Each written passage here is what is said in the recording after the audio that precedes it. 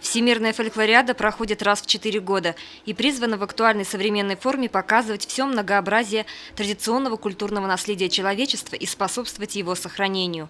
Первый подобный фестиваль состоялся в 1996 году в Нидерландах.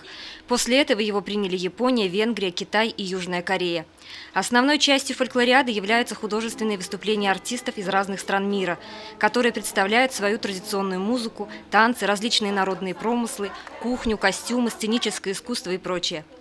При этом гости фестиваля могут быть не только зрителями, но и активно включаться в различные интерактивные действия. Освоить игру на народных инструментах, попробовать необычные национальные блюда, обучиться традиционным искусствам разных народов и не только.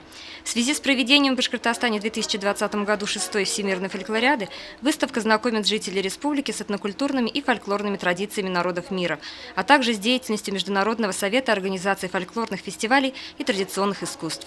Открыли фотовыставку, посвященная Всемирной фольклориаде 2016, которая проходила в Мексике. Это была юбилейная Всемирная фольклориада. В ней принимала участие многочисленная башкортостанская делегация.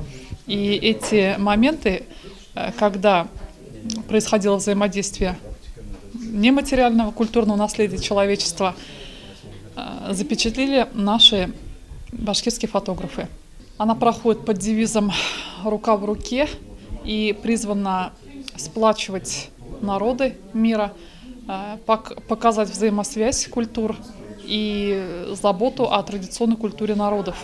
То есть этим девизом будет проникнута и 6-я Всемирная фольклориада, которая состоится в России у нас в 2020 году в Республике Башкортостан.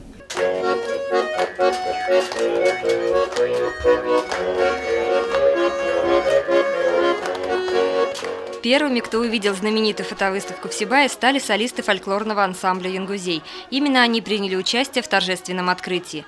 В скором времени такая возможность будет у жителей и гостей других районов и городов республики. Ведь выставка пройдет во всех 63 муниципальных образованиях Башкортостана и завершится в конце 2018 года. Ирина Римбуркина, Айгуль Хамитова, Алик Кадыров, Гульгина Раскельдина, телекомпания СТВ.